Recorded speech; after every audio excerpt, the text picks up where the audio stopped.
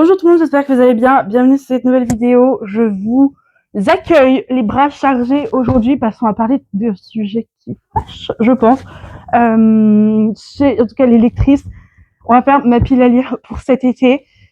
Mais si vous entendez un peu de bruit, il y a Snoopy juste à côté de vous, donc voilà. L'ironie du sort aujourd'hui, ça va être vraiment que je suis en panne de lecture. Vraiment, je n'arrive pas à finir un livre. Je suis sur des DNF quasiment. Là, ça fait plusieurs livres que j'abandonne, j'accroche pas, j'arrive pas à rentrer dans l'histoire. Donc je pense que je suis pas dans une phase du tout de lecture.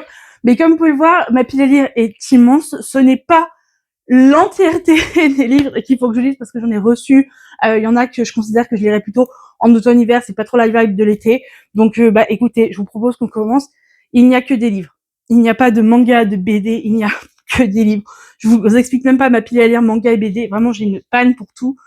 Bref, si vous avez des recommandations pour sortir de ma panne de lecture plus vite par rapport à tous les livres que je vais vous montrer, n'hésitez pas à me le dire dans les commentaires. Et sinon, c'est parti, hein. Premier livre que je vais vous présenter, et ça fait une éternité qu'il est dans ma pile à lire. Il s'agit de Désolée, je suis attendue de Agnès Martin-Lugan. Il s'agit d'une histoire d'une femme qui vit pour son travail, qui est vraiment dans cette espèce de cercle vicieux de l'adrénaline que ça lui procure. Et cette vie un petit peu, vous savez, qu'on imagine parfaite, en fait, parce que vraiment son travail, ça marche et elle se lance à fond dedans. Et pourtant, apparemment, ces démons du passé vont la retrouver et vont faire tourner un petit peu l'histoire. Ça m'a été vendu un petit peu quand je cherchais des livres un peu du même style que, vous savez, Valérie Perrin, j'arrive pas à trouver le même style, donc on m'avait conseillé ça. Ça fait très longtemps qu'il faut que je le lise, je pense qu'il est temps de le sortir de la pile à lire. Autre livre, il s'agit de Nos plus belles années de Clara Hérault. J'adore Clara Hérault, j'ai adoré Les coquillages ne s'ouvrent ou ne se ferment qu'en été. Vraiment, ça a été un livre que j'adore cette autrice. Et du coup, celui-là, ça fait très longtemps, mais alors très très longtemps qu'il est dans ma wishlist. Je l'ai trouvé sur Vinted pour un petit prix, donc franchement, j'ai hâte d'un certain côté, j'ai hâte et en même temps je sais pas si j'arriverai à me sortir j'ai pas envie de le DNF en fait parce que je suis quasiment sûre que ça peut me plaire. On suit dans ce livre deux amis qui sont vraiment inséparables du coup pendant le lycée et arrive le moment de la fac et du coup forcément les bouleversements un petit peu que les études supérieures peuvent apporter à une vie vont faire que leur vie ne sera plus jamais comme avant. J'ai hâte de le lire, j'adore la plume de Clara Hérault, donc on va voir ce que ça donne. Je sais pas si ça, c'est une vibe vraiment été, mais j'ai mis aussi La vie invisible d'Adi Larue de V.I. Schwab. Je suis curieuse. Franchement, je suis curieuse. J'en ai énormément entendu parler. Il s'agit en fait d'une histoire d'une jeune fille qui vend son âme au diable, il me semble, pour vivre éternellement, mais en contrepartie, personne ne se souviendra jamais d'elle. Et j'en ai vraiment entendu énormément de bien. C'est un pavé. C'est un énorme pavé. Je me suis dit, là, pour les vacances, pour l'été, vraiment, ou le mois d'août, ça va être hyper calme et tout. Je me suis dit, ça va être un livre que je vais sûrement dévorer. Pareil, c'est que des livres, en fait, que j'ai très hâte de lire, mais j'y arrive pas. Et du coup, je fais cette vidéo parce que je compte vous faire un récap à la fin de l'été. Donc, pour moi, ça sera fin septembre. Du coup, de ce qui est sorti de ma pile à lire et ce qui est resté. Et éventuellement, ce qui est resté dans ma pile à lire, peut-être faire sortir les livres tout simplement pied à lire et les revendre. Mais celui-là, franchement, oh là là, il me titille ma curiosité et en même temps, il est tellement gros que j'ai peur, pareil, de le DNF. Encore un poche, là, pour le coup, beaucoup plus fin. Il s'agit de Nous les menteurs de E. Lockhart. J'en ai entendu parler parce qu'elle a ressorti, en fait, un livre, là, très récemment et du coup, les gens ont commencé un petit peu à reparler de celui-là et on en parlait en bien. Je ne le connaissais absolument pas. On est plutôt sur une histoire jeunesse, on est plutôt sur des jeunes avec des adolescents, on est au sein d'une famille parfaite, riche, zelte, personne n'a le droit à l'échec, et pourtant, 4 adolescents et des mensonges apparemment, une amitié indéfectible, et des mensonges. J'ai très très hâte de me plonger dedans, je pense vraiment, ça me donne, c'est peut-être la couverture qui fait ça, mais je pense que c'est vraiment un livre que je vais avoir envie de lire là, au mois de juin, au mois d'août, tout ça. J'ai très hâte. Un livre qui n'est pas du tout sur la vibe de l'été, mais juste le résumé me donne tellement envie de le lire. Il s'agit du Chevalier et la Phalène de Rachel Gillig. On est plutôt sur du fantastique. On est dans un monde où il existe 6 prêtresses. Ces 6 prêtresses se noient en fait pour voir le futur et donc donner des conseils à des gens en capacité de, je pense, payer ou d'une certaine manière. Et une de ces prêtresses un jour va pactiser avec un des chevaliers qui va venir, donc le roi et des chevaliers vont venir les voir et elle va pactiser avec l'un d'eux Après ce pacte et que les chevaliers repartent, les prêtresses disparaissent apparemment, et du coup il ne reste plus que celle qui a pactisé et qui va devoir partir à leur recherche. Non, j'en dis pas plus, parce que juste ça, en fait, juste le résumé m'a donné trop envie de le lire. Je vois qu'ils ont marqué Le Royaume de Roche. Ça veut dire que ça va être une série, je ne sais même pas combien il y a de tomes. Encore une fois, j'ai super hâte, je l'ai trouvé sur Vinted, pas très cher, en plus c'est la version de poche, donc franchement, si vous hésitez, faites un petit tour sur Vinted, ça peut valoir le coup. Je reste dans le fantastique avec le dernier conte, le tome 2, La Rose Rouge. J'ai adoré le tome 1. Ça fait un petit moment que j'ai le tome 2 qui dort dans ma pile à lire. Pareil, j'espère pouvoir le sortir. Après, on n'est quand même pas, encore une fois, sur une vibe vraiment d'été. En fait, ça se passe dans le monde parallèle d'une autre, le monde des contes, où en fait, bah tout ne s'est pas passé comme nous, on nous le raconte avec Disney, avec les contes, tout ça. Et leur monde est en train de mourir, est en train de s'essouffler, parce qu'il faut en fait qu'ils créent une histoire avec un héros et une princesse, exactement digne des contes de fées qu'on peut connaître du coup nous dans notre monde. Et c'est un peu c'est le travail d'une des fées. C'est une série qui est en 4 tomes, et du coup, comme je vous disais, j'avais adoré le premier tome. Encore une fois, on est sur du fantastique, donc je le mets dans ma pile à lire, mais je suis pas sûre qu'il sortira cet été. Peut-être qu'on le reverra cet automne ou même cet hiver, mais bon, j'ai pas envie de le laisser dormir trop longtemps non plus, mais bon, on verra. Je sors du fantastique et j'arrive clairement après la guerre. J'ai aussi mis La Révolte de la Reine, que j'ai acheté très rapidement en fait quand il est sorti, de Morgane Moncombe. J'adore cette autrice, et franchement, j'ai entendu tellement de bien par les gens qui avaient reçu en avant-première que je me suis dit, il me la faut. On passe plutôt du coup dans la cour royale du roi, on passe dans une ancienne France, mais où la femme a l'air de reprendre un peu le pouvoir. Et avec Morgane Moncombe, j'aime aussi cette idée qu'elle donne vraiment la force aux femmes, elle donne la position aux femmes qu'elles n'ont pas forcément eu, ni à l'époque, ni dans les livres aujourd'hui. On a encore beaucoup de livres où la femme reste assez un personnage assez faible, tout ça. Encore une fois, je crois que c'est une trilogie. J'ai très très hâte de le lire, même si j'arrive après la guerre. Là, pour le coup, j'espère vraiment le sortir de ma pile à lire cet été, même si c'est un pavé. Mais bon, l'écriture de Morgane Moncombe en général est assez fluide. J'avais pas eu de problème à lire Seasons. Franchement, je les avais lus assez rapidement. Donc, je pense il en va de même pour celui-là. Et on en reparlera peut-être dans les récaps. Encore un livre où je vais arriver après la guerre. Il s'agit de Si les étoiles se taisent d'Emma Green. Pareil, je l'ai acheté ultra rapidement quand il est sorti. Mais je sais pas, il avait un truc qui m'intéressait beaucoup. Emma Green, j'ai jamais lu ses autrices, donc je suis vraiment curieuse. Pour le coup, c'est décrit comme un thriller romantique, donc on va voir ce que ça donne. C'est une jeune femme qui vient disperser les cendres de son mari, malheureusement décédé en Écosse en fait, et elle va les disperser selon sa dernière volonté.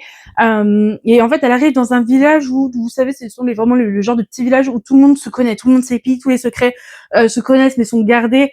Et en fait, elle a pour voisin un homme qui est suspecté d'avoir tué sa femme. Et du coup, elle décide un petit peu de réenquêter tout ça. Et donc, je pense que ça va ouvrir pas mal de portes. Franchement, je suis très curieuse parce que j'adore le thriller. Mais là, pour le coup, apparemment, ce thriller, il parle de thriller romantique à la croisée des genres et des émotions. Donc, je suis vraiment curieuse de savoir ce que ça peut donner. Apparemment, il est vraiment très bien. Donc, pareil, je pense qu'on en reparlera. Encore une fois, on est sur un petit pavé. Je pense que le mois d'août va être chargé en livres si j'arrive à sortir de ma panne de lecture. Mais écoutez, encore une fois, je suis curieuse. Je suis très curieuse. Mais c'est un peu le but de cette vidéo, je pense. Un livre qui est assez peu connu, mais j'en ai entendu parler par une copine. C'est en duo, c'est une duologie du coup. Il s'agit de Peau d'âme, Les Lilas du Roi. Du coup, je suis sur le tome 1 et c'est de Aude Ziegelmeyer. Je suis désolée si je le prononce mal. C'est aux éditions Gulfstream. Décidément, je vais pas y arriver. On est donc sur une princesse qui est enfermée dans un château. Elle est encore vraiment sur le deuil de sa mère. Son père veut se remarier et du coup, elle comprend que le fait qu'il se remarie, ça veut dire que la succession pour elle, c'est mort. Il va essayer de la marier d'ailleurs à un homme comme ça. L'histoire un petit peu, vous savez, de cette époque-là, c'est un peu voilà, il se débarrasse d'elle. Et du coup, cette princesse, pour absolument échapper à tout ça, va conclure un pacte magique avec une fée qui se cache dans le château, et cette fée n'attendait qu'une chose, c'est la vengeance. Voilà, je n'en sais pas plus, honnêtement, mais vu qu'une de mes copines l'a adoré, je savais que j'allais beaucoup l'aimer. Il a un jaspage absolument magnifique, la couverture est pas complètement rigide, je sais plus comment ça s'appelle, ces couvertures mi-rigides, mi-dures, mais pareil, j'ai trop hâte de le lire, j'en ai pas entendu beaucoup parler. Je l'avais trouvé sur Vinted, c'est un truc de fou des fois que vous pouvez trouver sur Vinted. Là, franchement, Il est pas très épais, j'espère pouvoir le lire rapidement et vous en parler très prochainement. Un autre livre qu'une de mes copines m'a conseillé, je crois que c'est un des livres préférés d'une de mes amies, donc je me suis dit il fallait que je le lise. Pareil, on a les mêmes goûts littéraires, donc c'était évident. Il s'agit de La maison au milieu de la mer céruléenne de T.J. Klune aux éditions de Saxus, avec le Jaspage évidemment. C'est une histoire où en fait on est sur un homme qui a pour mission, on est un peu sur le fantastique, qui a pour mission de se rendre sur une île où résident euh, six dangereux pensionnaires apparemment. Et en fait il va se retrouver du coup à découvrir, je pense, un peu des secrets, cerner des personnages qui sont un petit peu étranges, cette île où personne veut aller. Il est envoyé pour faire un rapport, mais la question la fin du résumé, c'est est-ce que le personnage principal va devoir plutôt choisir de accomplir son devoir, faire la mission qu'on lui a demandé, ou écouter son cœur. Donc je pense qu'on est sur un petit peu du fantastique. On doit être un petit peu sur, vous savez, voilà, c'est dangereux, c'est ci, c'est ça, mais en fait tout le monde les qualifie de dangereux, mais pourquoi en fait? Et je pense qu'on va être embarqué assez facilement dans l'histoire. J'ai très hâte de le lire. C'est un magnifique livre. Il y a la couverture comme ça qui s'enlève et dessous il est en intissé. Je sais pas si on peut dire comme ça. Je trouve ça juste il est magnifique, magnifique ce livre. Pareil, ça fait un moment qu'il dort dans ma pile à lire, mais il faut qu'il en sorte. Il faut qu'il en sorte. Il faut qu'on en parle, je pense. Si franchement ça a l'air génial, donc voilà, on se retrouvera dans les récaps. On verra. Comme je vous l'ai dit, on refera, je pense, cette vidéo pour ma pile à lire du coup de l'automne et on fera un récap du coup de qu'est-ce qui est sorti de ma pile à lire de l'été ou pas et qu'est-ce qui reste et qu'est-ce qu'on en fait. Sinon, je vais continuer du coup avec le livre Lester Boo de Coco Mellors. Pareil, j'ai très hâte de le lire. On est sur une histoire plutôt de fratrie. Il s'agit de 4 sœurs. Il me semble que c'est ça. 1, 2, 3... Non, c'est ça.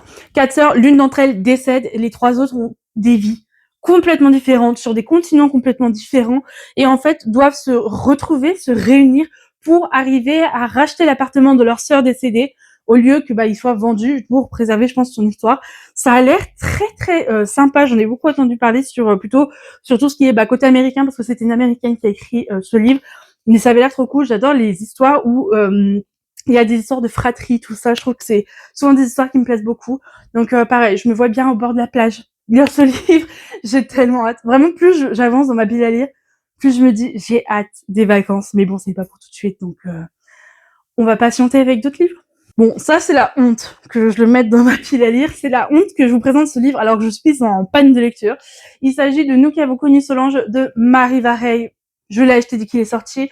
J'ai adoré. Mais quand je vous dis adoré, il fait partie de mes livres préférés. Désenchanté fait partie de mes livres préférés. Il doit être là-haut. C'est vraiment un des livres qui m'a permis de replonger dans la lecture et de me rendre compte que c'était vraiment une passion. Voilà. Si vous avez lu Désenchanté, je pense qu'on va être un petit peu sur ce même style pour celui-là. J'ai trop hâte. Apparemment, il a été recommandé par Valérie Perrin. Valérie Perrin a recommandé ce livre. Ça veut tout dire.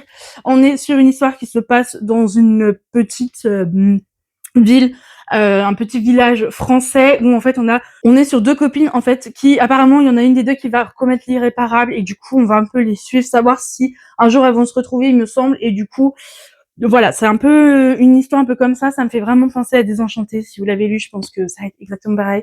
J'ai tellement hâte. Il est pas très épais. Ma sœur est en train de le lire.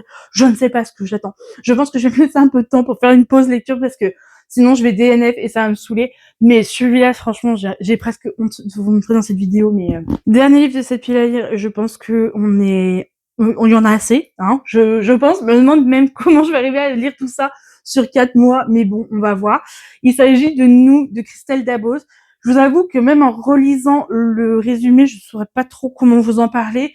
On est sur une dystopie. Christelle Dabos, c'est celle qui a écrit notamment La Passe Miroir, livre que j'adorais. Le 2e tome est là-haut. Il m'attend plutôt pour 6 heures parce que le mood du livre est plutôt pour moi un petit café avec un temps un peu plus vieux dehors. Voilà.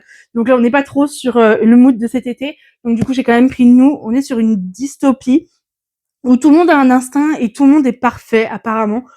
Et on a 2 protagonistes qui vont sûrement foutre le bordel. J'ai très hâte de savoir de quoi ça part et de vous en reparler plus en détail. J'en ai pas assez entendu parler en fait pour vous expliquer un peu le résumé parce que le résumé pour moi ne parle pas. Enfin, je peux pas vous donner envie comme ça, donc on verra. Pareil, il est assez épais. mais très très hâte de le lire. Je pensais l'avoir acheté en poche, je l'ai trouvé sur Vinted, pour pas très cher. Donc je pensais l'avoir en poche, mais en fait non. Et écoutez, c'est le dernier livre de cette pile à lire. On se retrouvera du coup fin septembre, début octobre pour faire le point et du coup refaire une pile à lire. Je vais pouvoir remettre des livres dans mes étagères à moitié vides, mes étagères pleines de livres. Là, je vous avoue que il y a encore des livres. Tout ça, c'est des livres de ma pile à lire que j'ai pas mis dans celle-là. Donc voilà, on va voir comment ça évolue. Sinon, on se retrouve dans les récaps à la fin du mois ou sur Instagram pour parler du coup de mes lectures, ce que j'ai aimé, ce que j'ai pas aimé. Voilà, je vous donne un peu mes ressentis. Et sinon, écoutez, je vous dis à très bientôt pour une prochaine vidéo. J'espère que ça vous a plu. N'hésitez pas à me dire dans les commentaires s'il y a des livres là que je vous ai présentés qui pourraient me permettre de sortir de cette panne de lecture qui est absolument abominable. Et je pense que j'ai une panne de lecture à peu près toujours la même période tous les ans, donc ça devient insupportable. Mais bon, écoutez, je vous embrasse, il y a Snoopy qui me tend les bras pour faire des câlins. Je vous dis à bientôt pour une prochaine vidéo.